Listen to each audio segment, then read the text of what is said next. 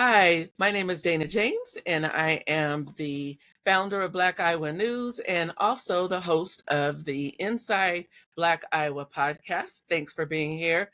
Today, we have with us Courageous Fire, and she is going to talk to us about her organizations and what it is she does. So, welcome, Courageous. How are you today? I'm good, Dana. Thank you so much for having me. And thank you for what you do in our community. Gosh, I appreciate you. Thank you. Likewise, important work on behalf of the community. Walk me through. I know you have two organizations, right? Yes, ma'am. Walk me through what each of those organizations does. Okay, sure. I'll just do high level, but you can, of course, go and take a look at both websites and learn more. So let me put it in a nutshell of what both of them are there to do, and then they both do it in different ways. So the point of both of them is to create and increase safe spaces for Black women dealing with domestic violence and other crises. So Courageous Fire LLC is an educational tool, and then Courageous Access is the direct services. So I'll start with the direct services, and then I'll finish up with the education because it's a little harder to grasp. So, Black women, for every Black woman who is killed, 51.3% of all Black female homicides are due to domestic violence. That lets you know that it impacts us dramatically as in comparison to other groups of women in the United States. And so the organization is there to help Black women who are domestic violence survivors and then their co surviving children rebuild after the separation from the abuser. And so we're talking about when we say Black, I mean across the diaspora. So any combination of that, if you see yourself as a Black woman, then that's who I'm talking to. Um, and that is a nonprofit, which means any of those gifts are tax deductible. And that also means that none of our services cost any money for anyone to participate in them. Wow, that's key. Um, yes, yes. And so then shifting over to the LLC, um, I realized that as a survivor myself, that there is an impact on us from who is supposed to be there to help us climb out of it and recoup from it, and that all of the help that we should have doesn't understand the unique needs we have, so they're not getting met. And so I've divided those impactful places and spaces into two groups: centers of must and centers of trust. So, centers of must are those places that Black women go because we are mandated to, or because that's our last resort and we know that they have resources we need, but we don't want to go because we don't feel safe in those spaces. So those are usually your mainstream, your white-owned spaces, your white-led spaces. Those are usually what comes under that heading of centers of must. Centers of trust are usually our spaces, right? In the Black community. We're talking about places like church, we're talking about community centers, we're talking about the woman who keeps everybody's kids, or the lady who makes pound cakes for everybody and gives them away. Those places we go there expecting to be seen, heard, um, being able to confide in folks, being able to get resources, being able to get understanding. We expect that. Both of those spaces could be helpful, but currently they are not because they don't understand what we need and how they can meet that. So that's the educational piece that the LLC does, is training on what that should look like. Okay. And can people still donate to you for that side of things, even though you're a LLC? Sure, they absolutely can. Absolutely. And by the way, I would be remiss if I didn't say I just added a partners page that I call the Silo Breakers. On that page, there are other organizations that I feel like help me teach people the layered trauma language of Black women. And so most of those organizations are Black owned, Black led, but then some of them are mainstream spaces that are actually doing good work and are good at being coached and understanding the language. I call those the interpreters. And those are the people that and organizations that should be coming into those spaces. Wow, that's amazing. And so you said you just started that initiative? I did. I did, and I'm adding to it all the time. And I Ha- broke it down into healthcare, victim services, and employment. Okay.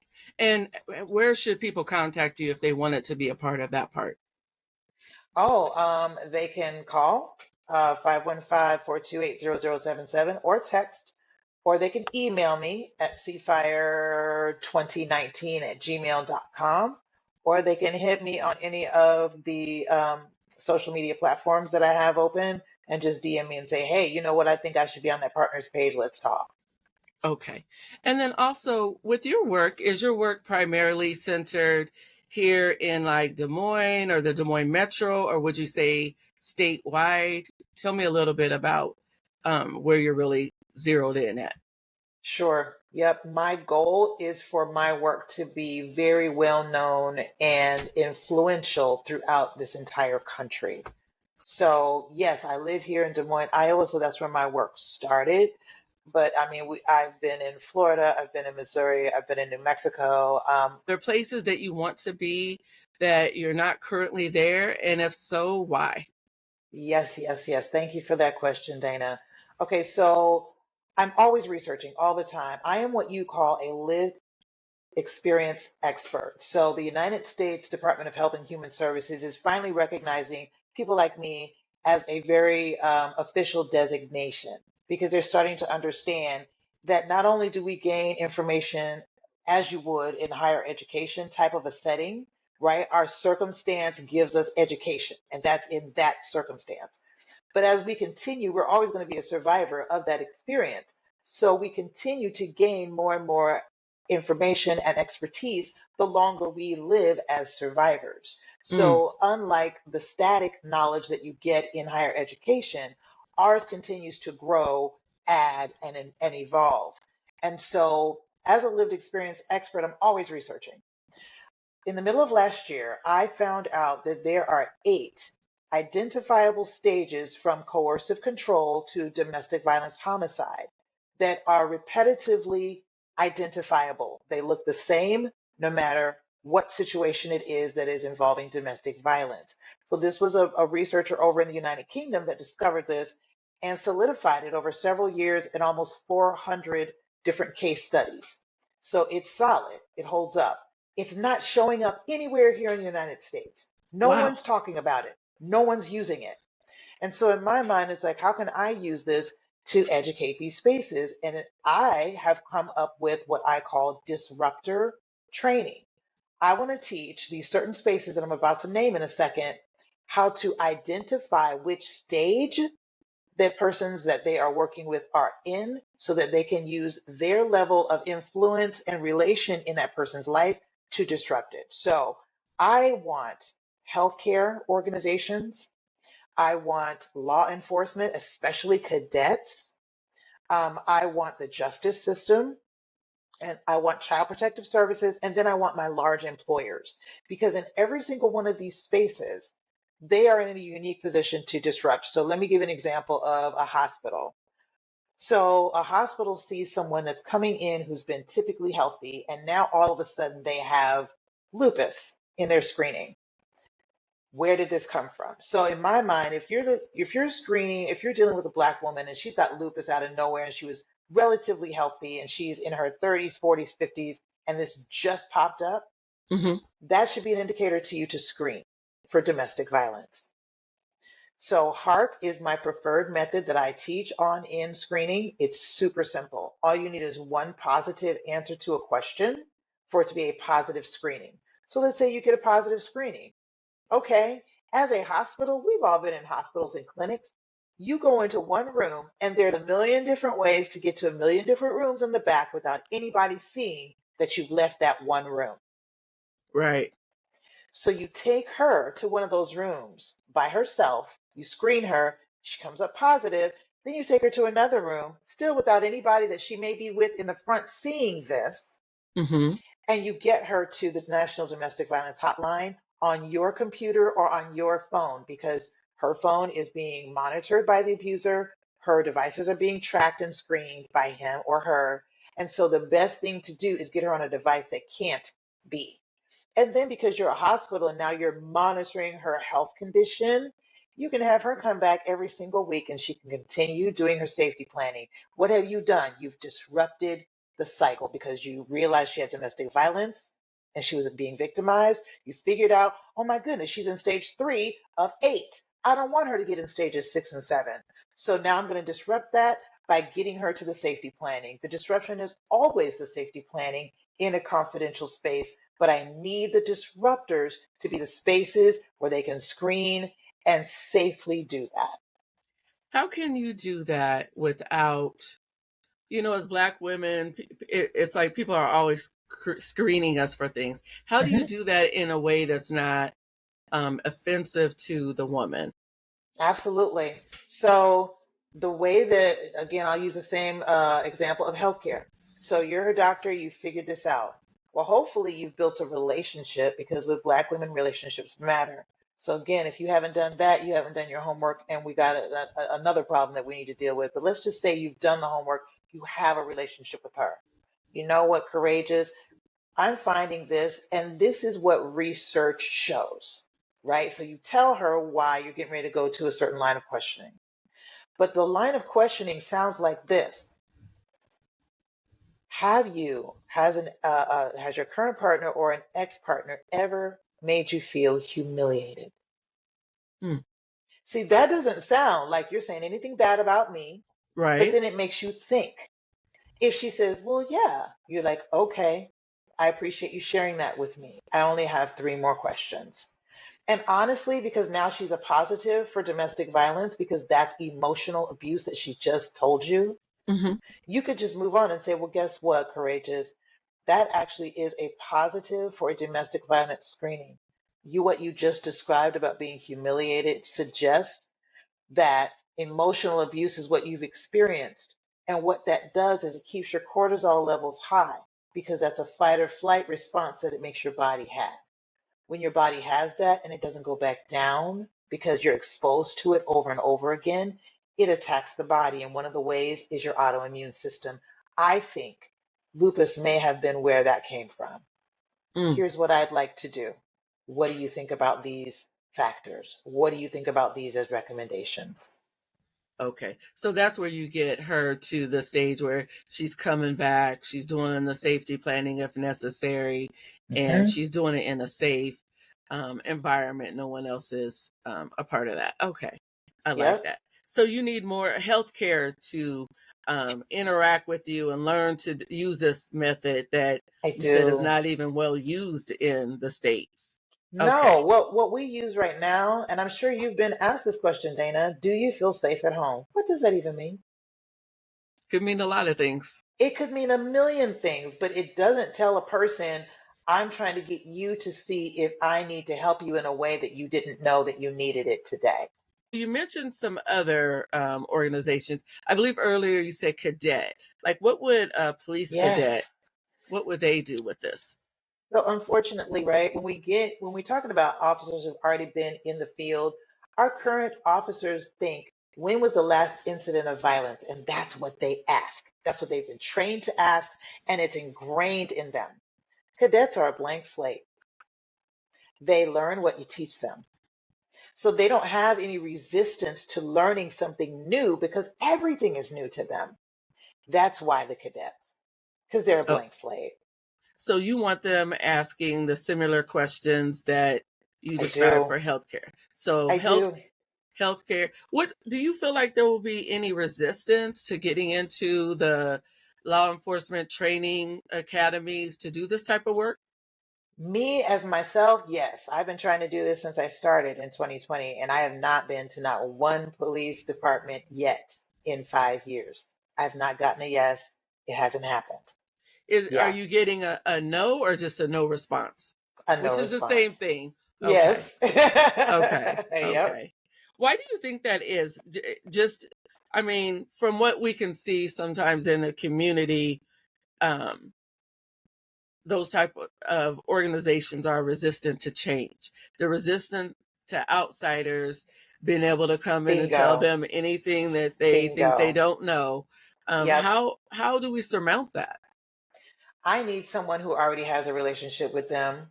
And I haven't found that yet. I haven't found someone who has a relationship with them that would entertain a relationship with me for us to leverage that to get me in the door. It hasn't happened yet.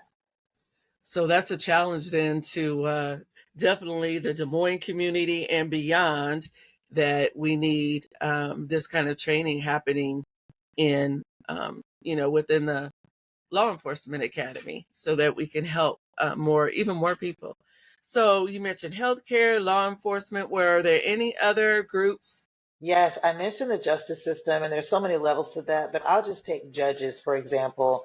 They are unfortunately incredibly susceptible to being fooled by the perpetrator, especially under issues of custody and visitation. They don't know anything, by and large, about post-separation abuse.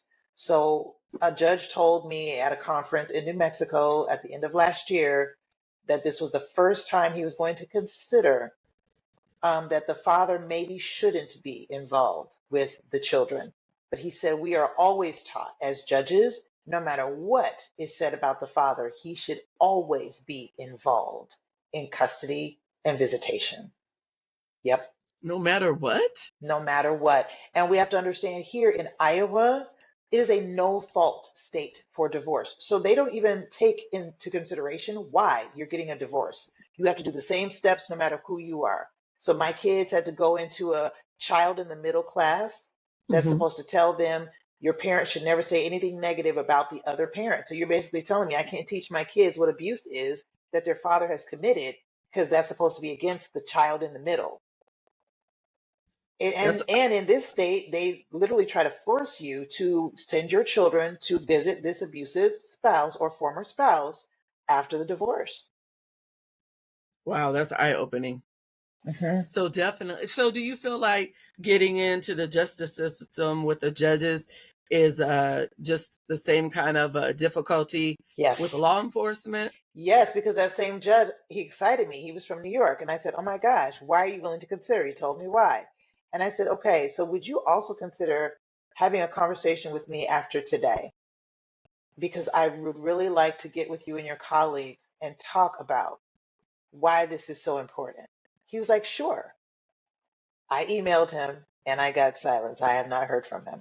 Yeah. Wow. Wow. Yeah. How else could the community put pressure on healthcare, on law enforcement, and the justice system to um, make these type of changes? Is there anything Sure. that we could do? Absolutely. So I'm going to send to you after this broadcast, Dana, an email from the Iowa Coalition Against Domestic Violence that is talking about very important legislation that we need to put pressure on lawmakers to pass. The money is being pulled back yet again from victim services. So paying for people like me, because like the Department of Health and Human Services here in Iowa typically does a service contract with me every year. This year, the funds have been considerably lower. I'm talking about many thousands lower this year that they were able to give because their money has been cut. So the places that I can get into and say, well, hey, you don't even have to pay me. Iowa is going to pay for it. I can't do that this year. So that gets me into even fewer doors unless they're willing to pay what my fees are. The other thing that we need to be doing is um, we have what is called in healthcare community health workers. People, and I'm almost finished with my certification. I finished my last class tomorrow. So the healthcare system does accept that, and they actually do pay people to do it. We should be putting more Black folks from our community who are interested in being voices and being helpful. We should be letting them know about that program, and they should be signing up for it because they can get paid to take the classes, and then they get paid to go into these different hospitals. And you said they're called community health workers, Community health workers. and Yep. you don't need any like specialized Nope. type of knowledge or anything like that. No. Nope. And How, doing that allows hospitals and clinics and healthcare organizations to hire you and put you in spaces to be a voice, be an advocate, be an interpreter in the room. wow, we need that just from all of the disparities, healthcare disparities Correct. that we face for everything. Black maternal health across the board. Wow, Yes. what else would you want to share today with people? I mean, the biggest thing that you can do is educate yourself. So just reach out to me is the biggest thing that you can do. Reach out because no matter what sector you're in, I guarantee you that there is a way that you can be helpful that I can show you how to be helpful in. Can you talk at all about some of the organizations, like, for example, this year that you've worked with, or groups or training you've Sure. done? Sure, absolutely. I always modify my centers of must training based on where I'm going. So, what was really exciting for me, the most exciting thing I did, well, two this year, was a conference for the Iowa Public Health Association, where I called it Superpower Training, which was really teaching at a high level the healthcare organizations and funders that were there about how to interpret the trauma language of Black women and really trying to push the concept of you make longer appointments for people who don't speak English because you know you're going to have an interpreter in the room. There are interpreters here in the greater Des Moines area that you don't have in the room. You need to make time for them in the appointments with Black women, and you need to be pulling them into the room.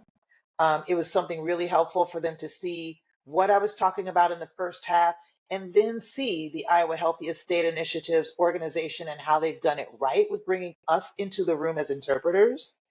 And so then them getting to try it out, try out their superpower. I loved doing that. I want to do many more of those. um, and then my first month of this year was in Austin, Texas.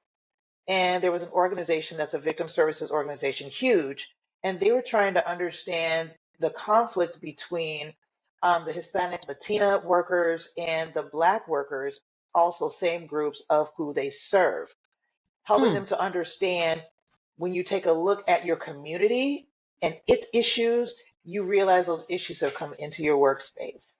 So let's see some of the misses that happened in those two populations out there, and let's not duplicate those in here. So helping them see those, get their minds wrapped around them, start figuring out ways to cross-pollinate information, ways to break down walls was incredible. Wow. You're so busy, and you're doing this great work. So I really have to applaud you. Thank Any you. final words? The website is cfirellc.com. And that one had to do with the Centers of Must and Trust. And then the disruptor training that she referenced earlier is, again, cfirellc.com. You can check those out. Again, run down your phone number for our listeners, Courageous. Absolutely. 515-428-0077. You can call or text.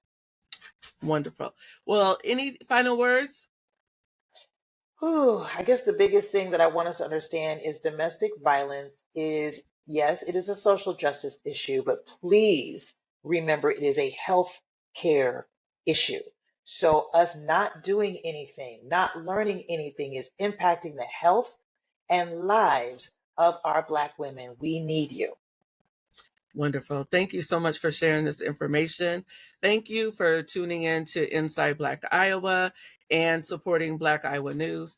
Black Iowa News is looking for sponsors, donors, advertisers, and look forward to sharing the next newspaper, which will be out in June.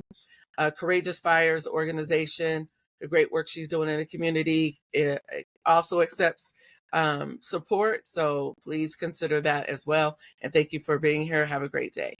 And find us wherever you find great podcasts, Substack and YouTube. Thank you.